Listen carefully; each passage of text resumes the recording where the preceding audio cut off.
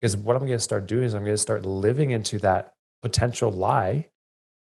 And then that's going to actually manifest itself in a way that I don't ever improve because I never did anything to improve because I believed that lie I told myself instead of saying, hey, I don't know if this is going to get better, but I'm going to commit to getting better every single day because this is not a part of who I am.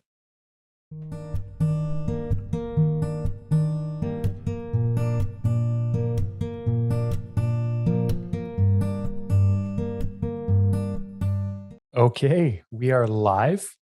Today we have the full crew here. If anyone's new to this group, I'm Matt, Jilisa, and Tom. And we are going to be talking about growth versus a fixed mindset. And now my feedback is happening. There we go. We're back. So, growth versus fixed mindset. Now, there can be a lot of different interpretations of this. We're going to give you our interpretation and what it means to us and how we try to guide our clients, our coaching clients, through this mindset shift of limiting beliefs so they can reach the results quicker and maintain them. So, Tom, do you want to give like a rundown of just like a couple points that would differentiate between fixed and growth mindset? For sure. So, in general, fixed mindset, you kind of think, I am the way I am, and there isn't a whole lot that I can do to change either how smart I am, or how athletic I am, or how strong I am, or how good or not good I am at X. You kind of, in general, that's kind of the perception that maybe you have, that it can't really change a whole bunch. Growth mindset, in short, more or less, is you understand that you can improve on these things, maybe substantially, maybe incrementally, but you can improve on them through time and effort. Basically, is in short what that means, and that is all summed up in this book. If you haven't read this one, if you really want to understand mindset, growth versus fixed mindset, this is the one to go and check out. She is a PhD, very knowledgeable. It's not the easiest read, but Can it's you pretty read good. that out? Like what the title is and who Sorry, the author is what for was it the backwards? podcasters? No, just for the podcasters, those Gotcha. who can't see. It is called Mindset by Carol Dweck. Perfect. Thank you. So yeah, so it's been, I don't know when it started originally, but it's one of the, it's like all encompassing of what it means to be either fixed or growth mindset. Because we'll get into it here more, but I think a lot of people kind of put fixed mindset people in one category, but you can come from any walk of life and have a fixed mindset, or you can come from any walk of life and have a growth mindset. So And you yeah. can also have growth mindset in different categories of your life and fixed in another. The ideal would be try to develop a growth mindset in all aspects of your life. It's more of like an all encompassing thing. And all three of us have played high level competitive sports, right? And what I have noticed from my personal journey and those around me is usually the ones, and now this isn't a blanket thing or an absolute statement, but usually the ones who are really talented early on had a harder time when other people who had to work at it started to increase in talent or got better because they never had to work for something. They never had to push through that difficulty to work and grow, right? They were in that, hey, I'm just talented at this. So I'm just going to continue being talented at this. And they never had to develop that mindset around growth. No, I experienced that firsthand with he was my roommate in college, actually. And he came to school and like kind of was a red shirt on the volleyball team. So for those of you who don't know, a red shirt basically just means they're on the practice roster, but they never play in a game. And came from really small town and not a lot of super competitive volleyball out there. And then got around, this is another thing too, you get around a good environment where maybe you're pushed and challenged a little more, and you're kind of, if he did have a growth mindset obviously there, and went from being a redshirt to 2 3 years later being the starting setter and being named an all-star, provincial champion, all that sort of stuff. So if you can yeah, it's you've got to work hard for things. And I think that's a big part of the growth mindset, obviously. But like Matt said, when you never have to work for something, you maybe haven't learned how to work for things yet. And so I've noticed that with a few things in my life now. It's like now I need to work harder for things, or the things that I have to work harder at now. I like we almost they seem harder to do. Well, obviously they are harder to do, but we almost don't want to do them because it's like I can do this thing and already be good at it. Hmm. So why should I try to like work hard at the thing that I'm not good at already? Yeah, absolutely. Fall into that trap too. Jilisa, do you have any examples or thoughts on this as well? I mean, I think this is a common thing that we see in the nutrition world of like, I mean, if people are coming in for coaching, they obviously have an area that they feel like they're struggling with or that they want help with. And often when we do those assessments, it's like so commonly I'll hear like, this happens. And then every time this happens, this is what I do. Every time this happens, this is what I do because this is the kind of person I am. Or like, I fall into the trap and then I'm an all or nothing person, or I'm a binge eat when I get stressed person, or I'm a this kind of person. Whereas we kind of work on challenging those thoughts of like, you're not that person. That's just occasionally what has happened in the past. And now can we work on changing that mindset of like, just because that has happened, more than once or that happens frequently doesn't mean that that's the way it has to happen all the time. And I think that's how I see fixed and growth mindset most with my clients of just like, let's challenge the idea of like you thinking that that's what you're going to do every time, or that's the kind of person that you are, versus like, no, that's just a habit that you formed, but we can work through that and we can break that habit and replace it with a healthier habit. And I think that it's shocking to people of like, oh, like that's not who I am as a person. That was just a thing that I assumed that I was going to do the rest of my life, but I don't have to. So it's cool to see. You can tell when they have like that light bulb moment of like, oh, it can be different. I just have to Yep. put a little work into it. So Yep. I think, yeah, it's very cool to see that happen and to go from that fixed to growth mindset. People just have to be willing. And yeah, it's pretty cool when it actually happens. Absolutely. I kind of thinking of, I wasn't going to talk about this, but I had um, just popped in my mind. But I'm thinking of during this whole past 2 years during the pandemic, is a lot of our members, they they did what they could with what they had, right? Mhm. Like we were, for those that know, we were open, closed, all these different restrictions, and some members actually increased their fitness, like beyond what they did in the gym, because they focused on the solution instead of the problem. And that's a big thing that can happen. So I can talk about it as a business owner for any fellow business owners listening to this. This has been extremely challenging. And I've had some pretty hard days where all you can see is problem, problem, problem. But then you sit back and realize when you just look at the problem, when you're focused on the problem, you're not seeing the solutions, right? Like you're telling your brain, you're telling yourself what to look at. So the members that had success, they said, this is my solution. I'm going to get as fit as I can with this one dumbbell and make sure I work out as consistently as I can and making, I mean, lemonade out of lemons type of thing. And that is your decision. And you can become that person that's your initial reaction. It takes time and consistency, but you have to work on it. And that's why the biggest part of our coaching, our mentorship program, our health and fitness mentorship program is that mindset shift. Because once you can have that mindset shift in one aspect of your life, you then have the ability to apply it to other aspects of your life. Yeah, 100%. I think realizing just like, yeah, breaking through that initial recognition of the fact that you can change things, like you can actually grow and you can make positive changes and you aren't stuck in being one type of person. And like the world opens when you can figure that out and once you have that realization, because like you said, you can apply that to so many aspects of your life and your health and relationships and whatever else, and that can be like really life-giving for people. Yeah, Tom, you're going to mention something about labels like injuries or whatever else it might be, right? We label ourselves and we believe that. Yeah. So those are like some things that even I know the book gives a lot of really good examples of like when kids growing up, and like how these labels kind of start. And it could be something as innocent as somebody saying, "Oh, you're so smart."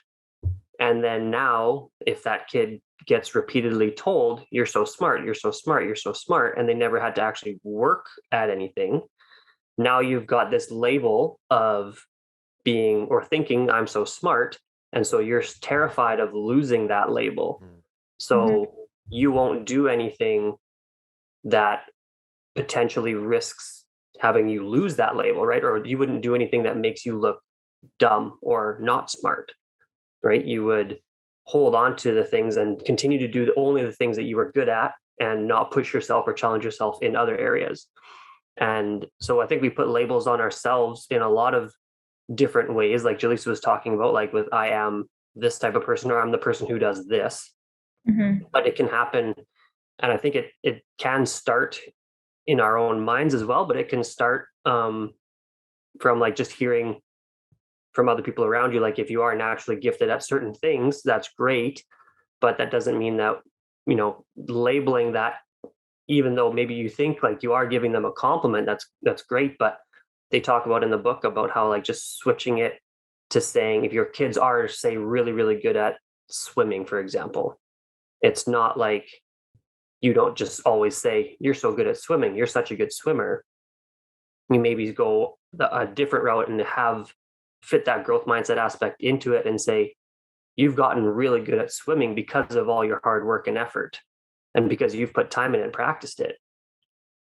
So just flipping something like that can really help foster a growth mindset in children as they grow up. And then they also mentioned in the book about like if somebody gets consistently like 100% on all their math tests, it's just 100%, 100%, 100%, 100%. Then it's like that kid's not being challenged enough. And so perhaps in this one example, the teacher took their test and said, "I'm sorry, I didn't challenge you enough. Here's a different set of problems Mhm. that I want you to work on." It's like, okay, awesome. So that's, I mean, a couple examples for like kids, but I think that that also translates over obviously into adults too, and how we can try to help prevent labeling too much. Because regardless if you get labeled with something positive like smart or super athletic, or you get labeled with something like you're dumb or you're unathletic, those labels can be quite harmful to somebody's growth. And Yeah, we tell, go ahead, Jay. I was going to say, I think it's important to like, I think a lot of people don't even recognize their own fixed, like the fixed portion of their mindset. And I think like about how important it is to have someone, a coach, a teacher, someone to have these conversations with, because that's often when we recognize or it's pointed out of like, I've heard you say this a couple times. Is this how you always think of yourself? Or is this something that's been holding you back? Or those kinds of things. And until you're able to have that conversation, it's a lot of people don't even recognize that they have that initial, that's the way their mindset is of just like, I am this person. Until you can verbalize that, it might be like stuck there, or you might never recognize it and never be able to like unlock that full potential of what you have without even noticing it or without having a clue that that's there. So I think that's a big piece of like, yeah, coaching and having a person to work through these kinds of things with.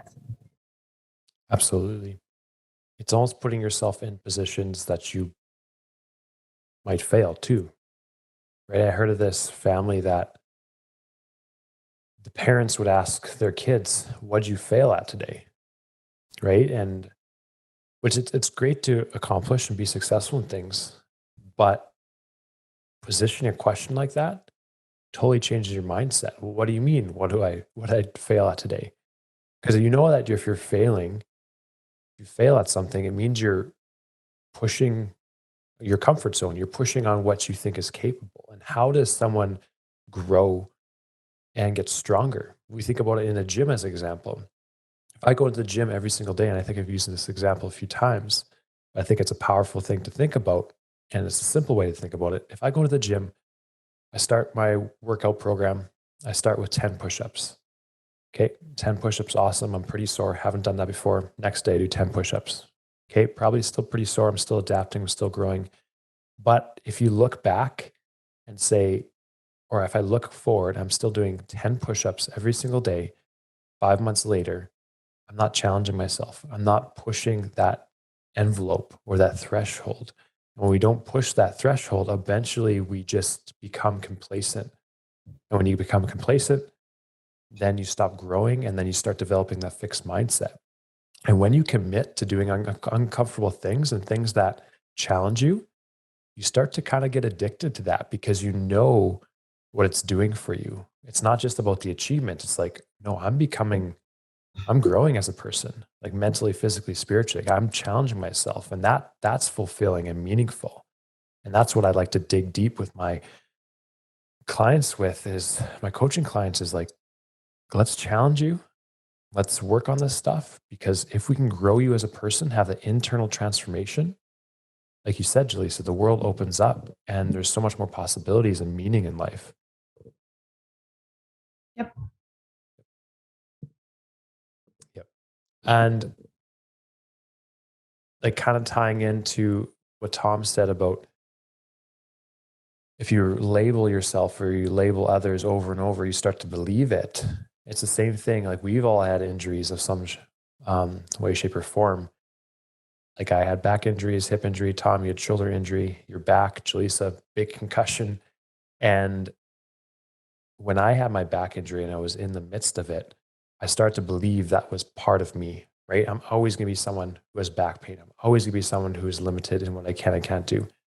I don't know if that's true at the time, if that's going to be the truth, but why would I tell myself that? Because what I'm going to start doing is I'm going to start living into that potential lie. And then that's going to actually manifest itself in a way that I don't ever improve because I never did anything to improve because I believed that lie I told myself instead of saying, hey, I don't know if this is going to get better, but I'm going to commit to getting better every single day because this is not a part of who I am. Yeah. It's almost like, yeah, if you think of like what benefit do you, or what benefit is there to you of maintaining that mindset and just staying where you are?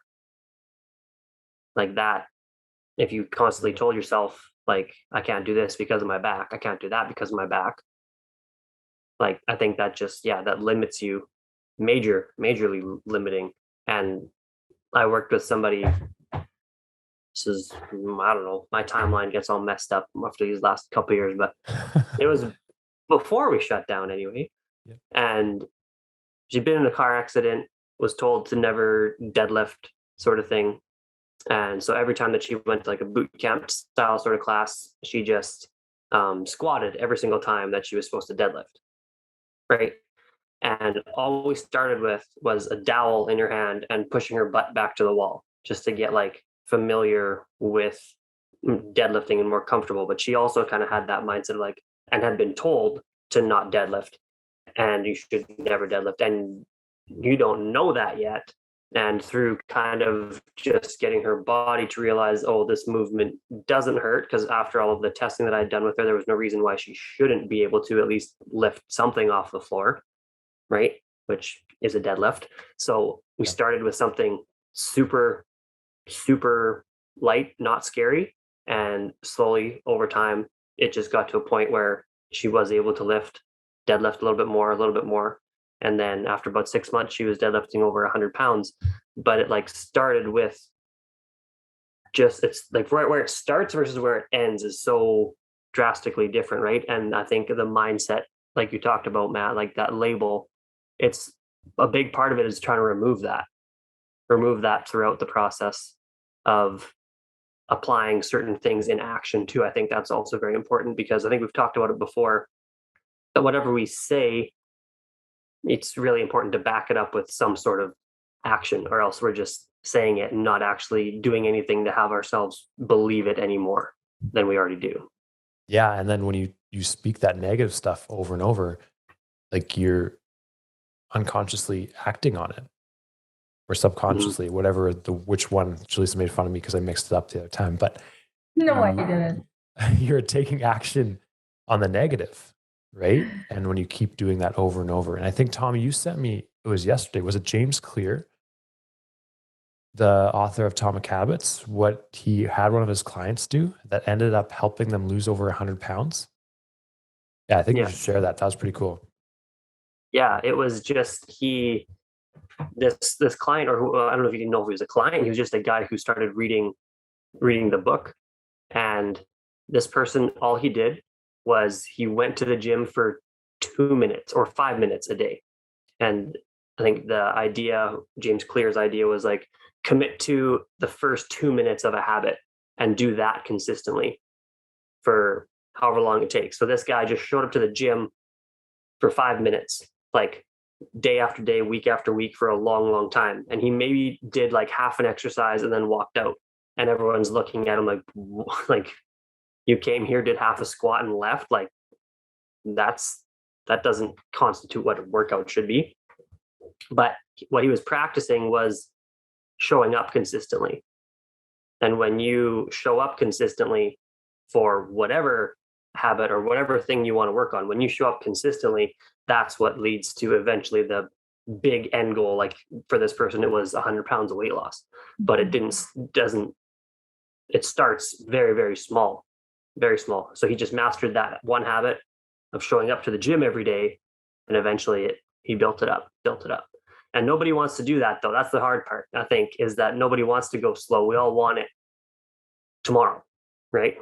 So that's the thing, a little bit of the shift that we need to switch to. And that's a big part of the growth mindset, is having it be slower, steadier, and just consistent. Yep. Delayed gratification. It's a wonderful thing. Terrible, but wonderful thing. Very hard. You want to do the hard things so life gets easier, not just the easy things, so that life gets harder down the road. Yeah. Well, this has been great. Do you have, each of you, one quick actionable tip for someone on how someone can start to develop a growth mindset in their life? I think, well, the easiest, simplest way is whenever you face a challenge or you feel like you've failed, if you ask yourself, what did I learn from that situation? Then you can start to formulate that. Because there's a learning experience in everything if you choose to see it that way. Or you can sit there and feel sucky, which doesn't feel good either. So if you try to come up with something that you can at least take away from it, I think that's one of the easiest things, or well, not easy, but it's a simple question that you can try to ask. Yep. I think my advice would be, if you're introspective or if you're good at figuring things out, you can do this on your own, or if you want help, find a coach, talk to somebody, but write down a few things that you feel like you maybe have a fixed mindset about, and then dig deep into that of like why that might be and how, or if you're willing to change that, how that would look. It's much more fun to have a conversation with a person versus just yourself. So probably find someone to talk about it with, but I think just like recognizing it is the first step. So write it down. Love it. I would say mine would be lean into that discomfort. Do something that scares you a little bit. What's that thing that deep down inside, you should try, but you keep running the other direction? So I was sharing with you guys before we hopped on this podcast, is someone, he's been following my ice baths for a while, and he did his first ice bath, and it was awesome. It's like -30 out with wind chill, and you could see it was challenging, right? And he told me it was a challenge and felt like his body was tingling and telling me to get out. But he put himself in the situation where he could fail, where it's going to challenge him a little bit.